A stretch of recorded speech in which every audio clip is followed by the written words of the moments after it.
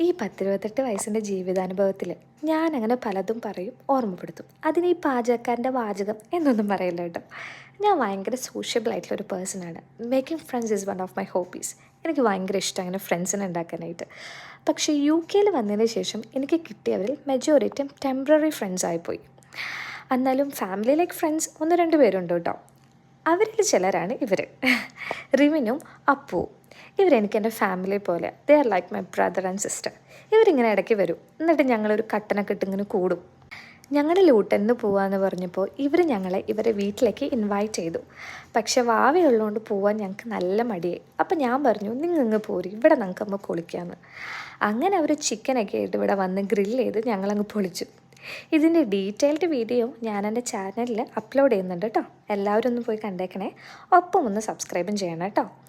അപ്പോൾ see you in the next video. Bye, take care.